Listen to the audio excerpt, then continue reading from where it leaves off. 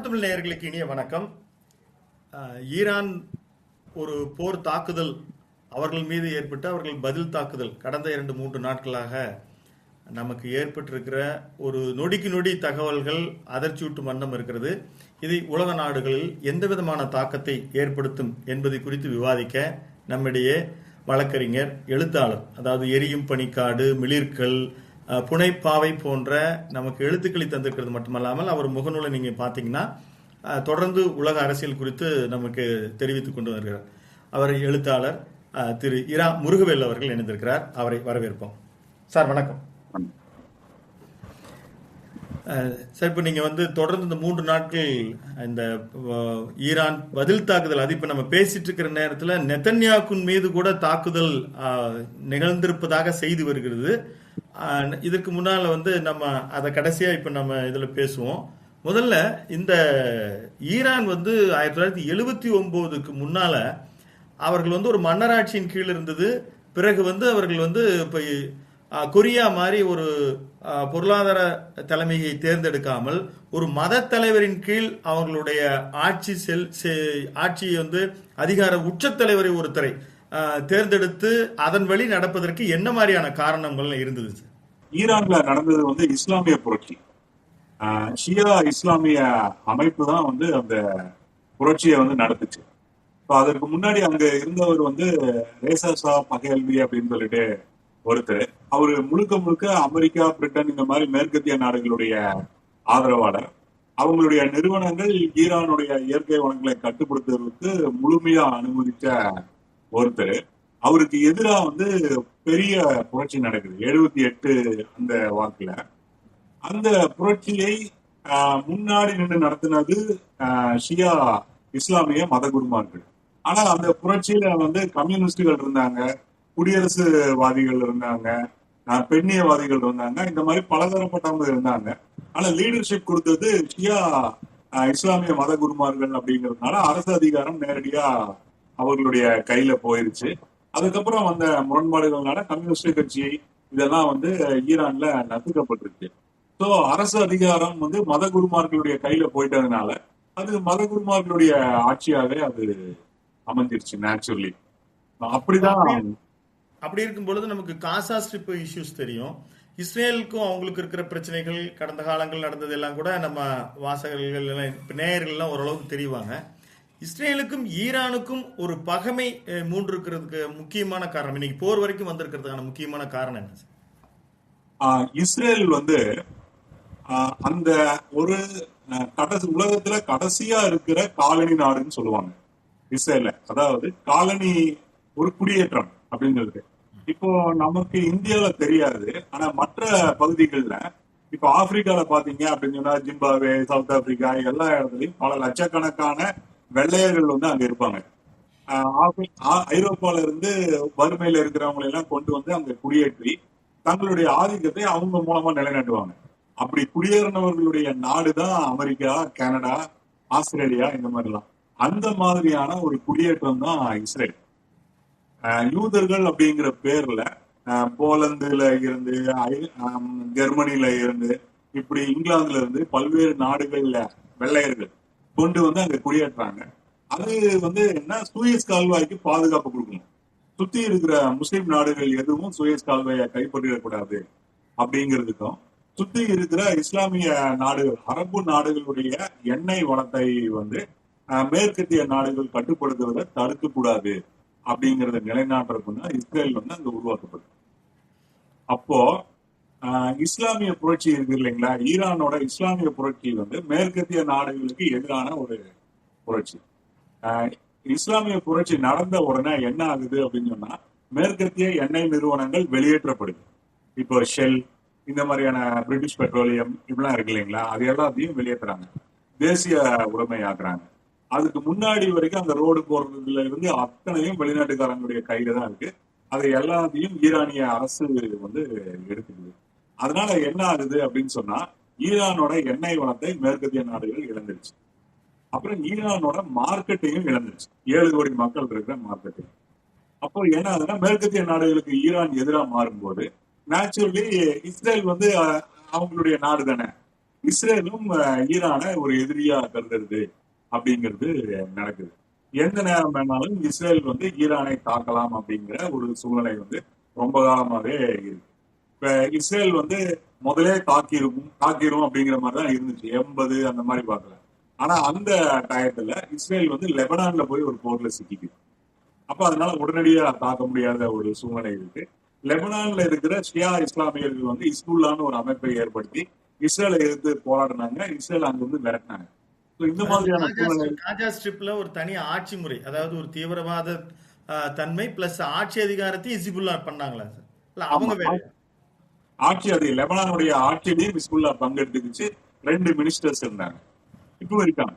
இப்போ அந்த மாதிரி ஹிஸ்புல்லா வந்து இஸ்ரேலுக்கு பக்கத்திலேயே இருந்தது.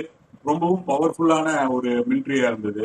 ஹமாஸ் இருந்தது. இப்படி எல்லாம் இருந்ததுனால இஸ்ரேல்னால உடனடியா ஈரான் மேல தாக்குதல் நடத்த முடியாம இருந்துச்சு. ஆனா இப்போ வந்து என்னாச்சு அப்படின்னு சொன்னா, இந்த ஹமாஸ் இஸ்ரேல் மேல ஒரு தாக்குதல் நடத்துறதுல பதிலடி கொடுத்து பல ஆயிரம் பேரை கொண்டு குவிச்சதுல ஹமாஸ் அமைப்பு ரொம்பவும் பலவீனமாயிடுச்சு. ஹிஸ்புல்லால அந்த பேச்சர் குண்டுகள் அப்படின்னு சொல்லி ஸ்டார்ட் பண்ணது கூட நம்ம வச்சு பின்னோக்கி பார்த்தோம்னா அது அக்டோபர் 7, 2022 நினைக்கிறேன். அப்போ அவர்கள் துவக்கிய போது அவர்களுக்கு பின்னால வந்து இவர்கள் எல்லாம் இருந்தாங்க சார். அந்த ஹமாஸினுடைய அந்த அட்டாக்குக்கு பின்னால இப்படி ஈரான் மாதிரியான உதவிகள்லாம், எகிப்து மாதிரி உதவிகள்லாம் கிடைக்க பெற்றனவா? ஆமா, அது வந்து அந்த ஹமாஸ் அமைப்போட வளர்ச்சிக்கு வந்து ஈரானுடைய உதவி இருந்தது. அந்த அட்டாக்க வந்து ஈரானை கேட்டு ஆரம்பிச்சிருக்க மாட்டாங்க. அது அப்படி இருக்காது. அந்தந்த அமைப்புகள் தனியாக தான் நடத்தும். ஆனா ஈரானோட உதவி இல்லாம அது அவ்வளவு தூரம் வளர்ந்திருக்க முடியாது.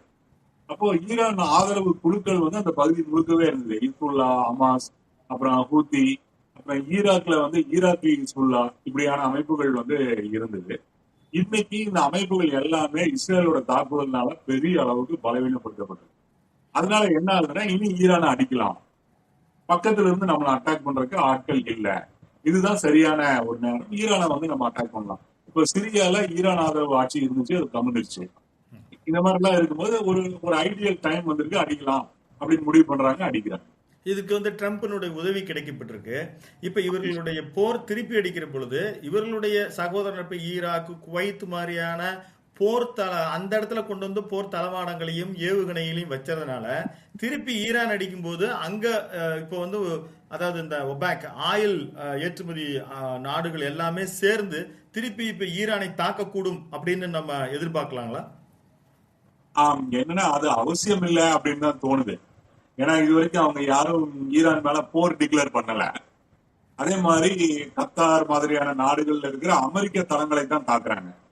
மற்ற பகுதிகள் மேல வந்து இது வரைக்கும் தாக்குதல் எதுவும் நடக்கல. இஸ்ரேல்ல தான் சிவிலியன் பகுதியில ஒரு பங்கர் மேல குண்டு விழுந்து 9 பேர் இறந்து போயிருக்காங்க.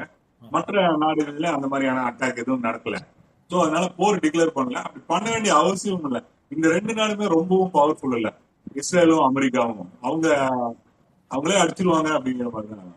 சரி, இதுக்கு முன்னால சரி, இப்போ முதல்ல ஒரு கேள்வி வந்து ஈராக் வந்து இதே மாதிரி தான் அவங்க அணு ஆயுதங்கள் வச்சிருந்தாங்க, பங்கர் ஸ்டேஜஸ்லாம் வச்சிருந்தாங்க அப்படின்னு எல்லாம் வந்து சொல்லப்பட்டது. இப்போ வந்து ரஷ்யா பின்னால இருக்கு, சீனாவும் வந்துடும்.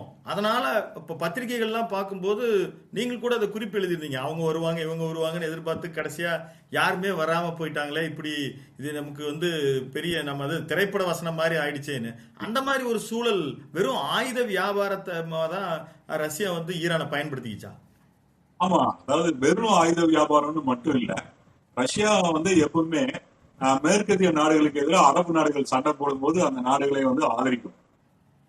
சோவியத் யூனியன் அது இருக்கும்போதே அதை ஆதரிக்கும், ட்ரைனிங் கொடுக்கும், ஆயுதம் கொடுக்கும், இதெல்லாம் வந்து பண்ணும். அவ்வளவுதான். ரஷ்யா ஒருபோதும் அந்த சண்டைக்கு வராது. அதே மாதிரி ரஷ்யா வந்து ஆப்கானிஸ்தானை ஆக்கிரமிக்கும் போது அமெரிக்கா நேரா அங்க போகாது. அவங்களுக்கு வந்து இந்த ஸ்டிங்கர் மிசைல்ஸ் கொடுக்கறது, AK-47 மாதிரியான ஆயுதங்களை கொடுக்கறது, இதெல்லாத்தையும் அமெரிக்கா பண்ணிக்கிறத விட சண்டை வந்து ஆப்கான் முஜாஹிதீன்கள் தான் போட்டாங்க. அதேதான் ஈரான்லயும். சீனாவோ ரஷ்யாவோ ரொம்பவும் வெளிப்படையா வந்து அமெரிக்காவுக்கு எதிராக ஒரு வேலையை வந்து இன்னைக்கு செய்ய மாட்டாங்க. அதுவும் சீனா வந்து செய்யவே செய்யாது. சீனா வந்து ஒரு ஏகாதிபத்தியமும் இன்னும் மாறல. இப்பதான் சீனாவோட டெக்னாலஜி வெஸ்ட்டுக்கு பக்கத்துல வந்துருச்சு. இந்த இந்த பாகிஸ்தான் பயன்படுத்தி செய்ய J-10 இது, அப்புறம் டீப்சிங்கிற இதெல்லாம் அவங்க வெஸ்ட்டுக்கு ஈக்குவலா வந்துட்டு இருக்காங்க. ஆனா இன்னும் அந்த மாதிரியான ஒரு ஏகாதிபத்தியமா சீனா மாறல. இன்னும் சீனால அமெரிக்காவோட இன்வெஸ்ட்மெண்ட்ஸ் இருக்குது, அமெரிக்கால சீனாவோட இன்வெஸ்ட்மெண்ட்ஸ் இருக்கு. அப்படியெல்லாம் முடிச்சுக்கிற மாதிரி எல்லாம் இல்லை. இன்டைரக்டா சிலர் வந்து பண்ணிட்டாரு, அவ்வளவுதான் பண்ணுவாங்க. சரி, இப்போ அமெரிக்கா இப்ப அந்த அயதுல்லா கமோனியினுடைய மரணத்திற்கு பிறகும் கூட மாற்று ஏற்பாடுகளை செய்துவிட்டு அங்க இருக்கக்கூடிய ராணுவ தளபதிகள் மாண்ட பொழுதும் கூட மீண்டும் ஈரான் உக்கிரமாக போர் புரிவதாக தெரியுது. அது எந்த அளவுல போய் முடியும்? இப்போ இஸ்ரேல் மேல டைரக்டா அட்டாக் பண்ண தொடங்கிட்டாங்க. இது ஒரு எந்த ஸ்டேஜஸ் போய் முடியுங்க? இது வந்து ரொம்பவும் ஈரான் வந்து பவர்ஃபுல்லா இருக்குன்னு சொல்ல முடியாது. என்ன அப்படின்னா, ஈரானுக்குள்ள வந்து இஸ்ரேலியா அமெரிக்கா விமானங்கள் ஒரு 1000 கிலோமீட்டர் தடை இல்லாம போகுது. இப்பதான் ஒரு 2 விமானத்தை சுட்ட மாதிரி நமக்கு செய்தி வருது, வீடியோ வருது. மற்றபடி வந்து நூற்றுக்கணக்கான விமானங்கள் வந்து போயிட்டே இருக்கு. அப்போ தன்னோட வான்பரப்பின் மீதான கட்டுப்பாட்டையே ஈரான் வந்து இழந்துருச்சு. ஏவுகணை தாக்குதல்கள் வந்து நடக்கும். இந்த கூத்தி அமைப்பு, ஹமாஸ் எல்லாம் கூட ரொம்ப காலம் வரைக்கும் ஏவுகணையில தாக்கிட்டு தானே இருக்கு. அவங்க ட்ரோன்ஸ் எல்லாம் கூட இப்ப அவங்க வந்து துருக்கியில இருந்து வாங்கி அந்த துருக்கி எதுவும் ஆயுதமா பயன்படுத்தி ஏதோ செய்துட்டு இருக்காங்க, பண்ணிட்டு தான் இருக்காங்க. இது வந்து இவ்வளவு பெரிய ஒரு தாக்குதலை, அமெரிக்காவோட தாக்குதலை எல்லாம் தடுக்கிறதுக்கெல்லாம் அது பத்தாது. ஆனா பதிலுக்கு உன்னை முடிஞ்ச அளவுக்கு சேதப்படுத்துவேன் அப்படிங்கிறது அவங்களுடைய நோக்கமா இருக்கு. ஒருவேளை நிறைய உயிரிழப்புகள், நிறைய சேதம் அப்படின்னு சொன்னா போற பாதியில விட்டுட்டு அமெரிக்கா எல்லாம் பின்வாங்கிறதுக்கு வாய்ப்பு இருக்குதுன்னு அப்படி பாக்குறாங்க. 1-2 போர்க்கப்பல் முழுகடிக்கப்பட்டுச்சு அப்படின்னு சொன்னா அமெரிக்கா பின்வாங்கிறதுக்கு வாய்ப்பு இருக்கு அப்படின்னு பாக்குறாங்க. ஆனா இது பெரிய போர்ல பெரிய மாற்றங்களை ஏற்படுத்துன்னு. அயதுல்லா கமோனியினுடைய மரணத்தை அங்க 2 விதமா பார்க்கப்படுகிறது. அதாவது ஒரு பக்கம் கொண்டாடுறாங்க, ஒரு பக்கம் அழுகை, ஒரு துக்கத்தை அனுசரிக்கிறாங்க. அது பொதுமக்கள் மத்தியில் ஏற்கனவே கொஞ்ச நாளைக்கு முன்னாலே ஆட்சி மாற்றம் வேண்டும்னு விரும்பினாங்க. அதுல வந்து அமெரிக்க அதிபர் கூட ட்வீட் பண்ணாரு, உங்களுக்கான நேரம் வந்துருச்சு, நான் பாருங்க உங்களுக்கு செஞ்சு தரேன் பாருங்க அப்படின்ற மாதிரி அவருடைய செய்தியெல்லாம் விடுக்கப்பட்டது. ஒருவேளை ஆட்சி மாற்றம் ஈரானில் ஏற்பட்டு விட்டால் அந்த மாதிரி ஏதாவது ஒரு புரட்சி ஏற்படுமா? இல்ல, அப்படிதான் போல தெரியுது. இப்போ என்னன்னா, முதல்ல ஒரு காமேனிய வந்து யாரோ காட்டி கொடுத்து நிறைய தளபதிகள் ஒரே அட்டாக்ல இறந்து போனாங்க. இப்ப அடுத்து வந்தவரும் கொல்லப்பட்டுட்டாருங்கிற மாதிரியான செய்திகள் இப்ப வருது. அதனால என்ன ஆகுதுன்னா, ரொம்ப உயர் மட்டத்துல இவங்க எல்லாம் எங்க பாக்குறாங்க பேசுறாங்கன்னு இதெல்லாம் தெரிஞ்ச மட்டத்துல யாரோ இவங்களுக்கு ஆதரவா இருக்கிற மாதிரிதான். முன்கூட்டியே மொசாட்டும் அமெரிக்காவினுடைய உளவு நிறுவனங்களும் ரொம்ப துல்லியமான ஒரு உளவு பிரிவினுடைய சப்போர்ட்டோட செஞ்சு முடிச்சுட்டாங்க, அப்படித்தானே? முடிச்சுட்டாங்க. அப்போ யாரோ ரொம்ப உயர் மட்டத்துல இவங்களுக்கு ஆதரவா இருக்கிறாங்கன்னு தெரியுது. சோ ஒரு அரண்மனை புரட்சி, ஒரு ராணுவ புரட்சி, யாராவது ஒரு தளபதி மந்திரங்களை தவிர்த்துட்டு ஆட்சியை பிடிக்கிறது, இதெல்லாம் சாத்தியம்தான். அதற்காக ஈரானோட அந்த ஸ்ட்ரக்சர்ஸ இவங்க தொடர்ந்து பலவீனப்படுத்துறாங்க. இப்ப மேற்கொண்டு எதிராக இருக்கிற நிறைய தளபதிகளை வந்து கொல்றது, ராணுவ தளங்களை வந்து நாசம் பண்றது, அவங்களுடைய கம்யூனிகேஷன்ஸை வந்து நாசம் பண்றது, இதன் மூலமா அதனுடைய எதிர்ப்பை வந்து முடிச்சிட்டோம் அப்படின்னு சொன்னா ஆட்சியை பிடிக்கிறது ஈஸி இல்ல. நாளையில இருந்து இவர் தான் ஜனாதிபதினு ஒருத்தர் கைகாட்டிடலாம்ல, அந்த மாதிரிதான். அப்படி பண்றதுக்காக ஒரு ஜலசந்தி ஹார்மூஸ் அதை வந்து ஈரானே முன்கூட்டியே அந்த பக்கம் நிறைய பெட்ரோலிய வழித்தடங்கள், எண்ணெய் வழித்தடங்களுக்கு மிக முக்கிய காரணியாக சுற்றி இருக்கிற நாடுகள் அதுக்கெல்லாம் அந்த வழித்தடம், அந்த வழித்தடத்தை அது ஒரு முதுகெலும்பு போல, இதய துடிப்பு போல இருக்கிற அந்த இடத்தை ஈரானே முன்னின்று அழித்து விடக்கூடும் அப்படின்னு செய்திகள் வருகிறது. அப்படி ஒரு வேளை அது மாதிரி அழிக்கப்பட்டால் அது நாடுகள் ஏதாவது ஃபியூல் பிரச்சனைகள், தங்க விலை ஏறுற மாதிரி ஏதாவது ஒரு பெரிய பிரச்சனைகள் ஏற்படுமா? ஆமா, ஏற்படும் தான் சொல்றாங்க. ஒரு குறுகிய காலத்துக்கு ஒரு பெட்ரோல் தட்டுப்பாடு, விலையேற்றம் இதெல்லாம் இருந்துச்சுன்னா பங்கு சந்தையில அப்படியே ஷார்ட் ஆகும்ல, விலை ஏறுறது, கரியறது, இதெல்லாம் வந்து வரும். அப்புறம் பெட்ரோலிய கப்பல்கள் வந்து மூழ்கடிக்கப்படுறது, அதெல்லாம் நடக்கும். போர்ல இதெல்லாம் தவிர்க்க முடியாத விஷயம் தான். அதுக்கெல்லாம் அவங்க தயாரா தான் இருக்கிறாங்க. ஒரு நாசம் இன்னைக்கு நிறைய ஆல்டர்னேட்டிவ் ஃபியூல்ஸ் வந்துருச்சு. இருந்தாலுமே இந்த கச்சா எண்ணெயினுடைய பிரச்சனைன்றது உலக அளவில் இருக்கக்கூடிய பொருளாதார பிரச்சனைகளையும் உருவாக்குமா? அதான் ஒரு குறுகிய காலத்துக்கு உருவாக்கும். அப்படியே நீடிச்சு நினைச்சு அப்படியே நிக்கும் எல்லாம் ஸ்தம்பிக்கிற அளவுக்கு இருக்காது, ஆனால் பிரச்சனைகளை ஒரு 2-3 மாசம் அந்த மாதிரியான ஒரு காலகட்டம் தான். அதற்குள்ள வந்து ஈரானுடைய ஆட்சியை கவுத்துடலாம் அப்படின்னு சொல்லிட்டு இவங்க நினைக்கிறாங்க. ஒண்ணு ஈரானுடைய ஆட்சியை கவுத்துட்டா அந்த பிரச்சனை வராது, இல்ல இவங்க போர்ல இருந்து பின்வாங்கிட்டாங்கன்னாலும் அந்த பிரச்சனை வராது. அப்போ ஒரு குறுகிய காலத்துக்கு அது இருக்குன்னு நினைக்கிறேன். இப்போ நம்ம பேசிட்டு இருக்க இந்த தருணத்துல நெதன்யாகு கூட தாக்கப்பட்டிருக்கிறார், அவங்க அரண்மனைக்கு நேரா அட்டாக் ஆயிருக்கு அப்படின்னு சொல்லப்படுது. ஒருவேளை ஏதாவது அவர்கள் எதிர்பார்க்கிற ரிசல்ட், அதாவது த்ரெட்ஸ் ஆஃப் லைஃப் நெதன்யாவுக்கு நடந்ததுன்னா அந்த எஃபெக்ட் எப்படி இருக்கும்? ஒண்ணுமே இருக்காது. நெத்தன்யாகு மேல ஒரு அட்டாக் நடந்துச்சுனாலும் நெத்தன்யாகு வந்து ஒரே ஒரு சாதாரண தலைவர் தான். இப்போ ஈரான் மாதிரியான ஒரு நாட்டுல ஒரு புரட்சி தலைவர் கொல்லப்படுறதுங்கிறது மிகப்பெரிய ஒரு இழப்பு. நெத்தன்யாகு வந்து அந்த கட்சியில இருக்கிற பல தலைவர்கள்ல ஒருத்தர், மத்தவங்கள சந்தோஷமாயி அந்த இடத்த எடுத்துக்குவாங்க. ஒண்ணு, ஆல்டர்னேட்டிவ் ரெடி ஆயிருவாங்க.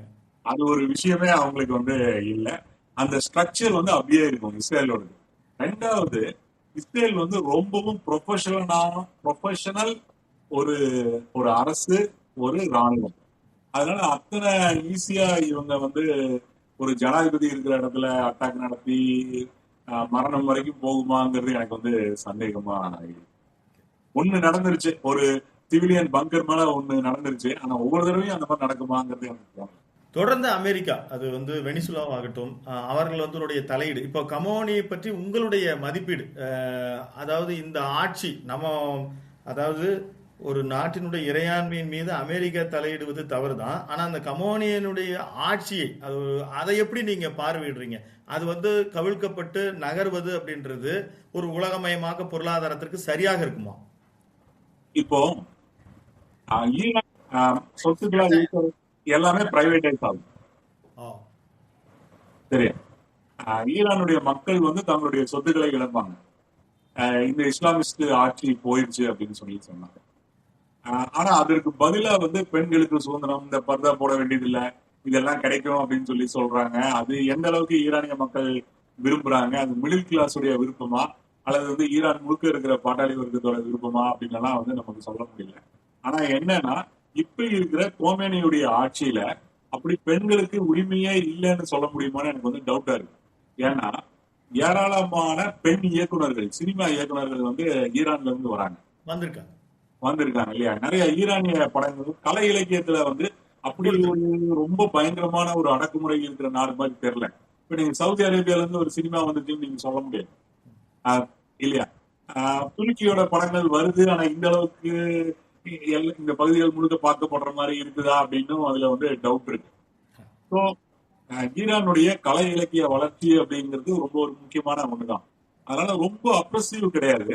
ஆனா அதே நேரத்துல அந்த மத தன்மைகள் கொண்ட ஒரு அரசு தான். அது வந்து ஒரு ரொம்பவும் சுதந்திரமான அப்படியான அரசு கிடையாது. ஆனா இன்னொரு பக்கத்துல பாத்தீங்கன்னா ஈரானோட இயற்கை வளங்களை வெளிநாடுகளில் விற்கிற அரசு கிடையாது. பொதுவா ஏழை மக்கள் கடுமையா பாதிக்கப்படுவாங்க இந்த அரசு வீழ்ந்தா.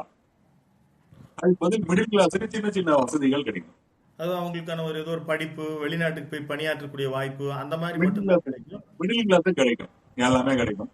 இப்ப நம்ம இந்தியா மாதிரியான நாடுகளில், குறிப்பாக தமிழ்நாட்டில் கூட முஸ்லீம் அமைப்புகள் இந்த போர் வந்து பிரதமர் பேசணும் அப்படின்லாம் குரல் எழும்பக்கூடியது.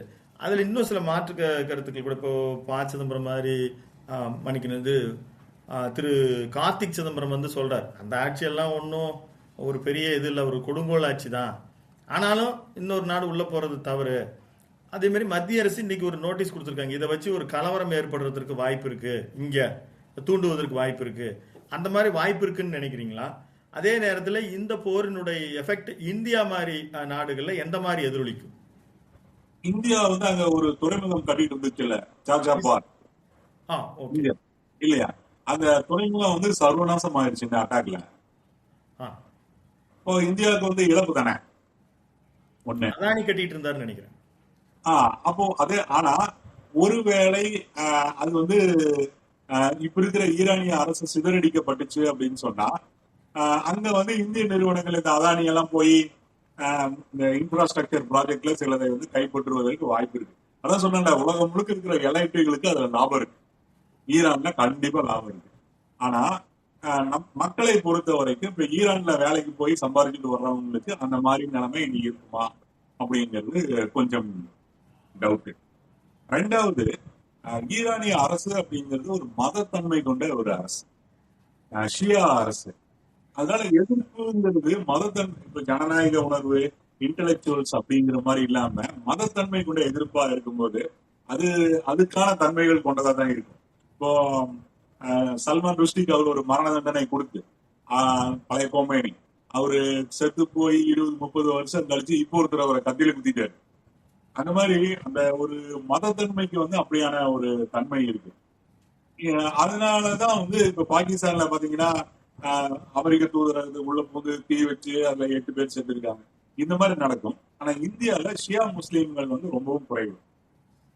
ரெண்டாவது ஷியா முஸ்லீம்ஸுக்கு அவங்களுடைய லிவிங் ஸ்டைல் இதெல்லாம் வந்து கொஞ்சம் நல்லாதான் இருக்கு.